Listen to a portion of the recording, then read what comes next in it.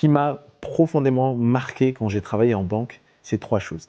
La première chose, j'ai été surpris du nombre de personnes qui manquaient cruellement d'éducation financière. J'étais vraiment choqué de me rendre compte que la plupart des personnes que je rencontrais, peu importe leur niveau financier, je me rendais compte que l'éducation financière faisait vraiment défaut. La deuxième chose qui m'a vraiment marqué, c'est un passage qui dit dans la Bible, on donnera à celui qui a.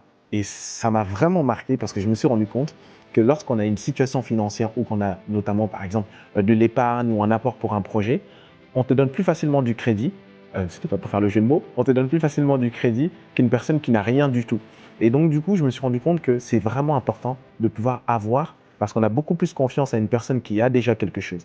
Et la troisième chose qui m'a marqué, c'est que tout simplement, je l'ai déjà dit dans certaines vidéos, dans d'autres contextes, malheureusement, le banquier est un peu limité dans son travail parce que le banquier aujourd'hui n'a pas le temps de pouvoir travailler en profondeur avec toi sur ta gestion des finances. Alors qu'en réalité, gérer ses finances, c'est bien plus que le fait de faire des budgets, de mettre en place une stratégie d'épargne. C'est d'abord une propre relation à soi-même. Honnêtement, lorsqu'on travaille dans la banque et qu'on peut avoir des valeurs, notamment les miennes sont l'intégrité et aussi la vérité, je crois que parfois, comme dans plusieurs métiers, on peut se retrouver dans une situation où nos valeurs peuvent parfois un petit peu être en confrontation avec ce qu'on nous demande de faire.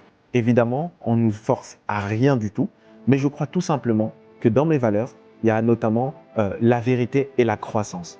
Et je crois que, par exemple, une fois, je me suis retrouvé dans une situation où j'étais surpris de voir qu'un client venait pour demander un découvert autorisé et que la politique, en tout cas dans la banque dans laquelle j'ai travaillé, j'en ai travaillé dans deux, à vous de deviner, dans la banque dans laquelle, en tout cas, j'ai travaillé, accepté, en tout cas, de mettre un niveau de découvert autorisé à la hauteur du salaire.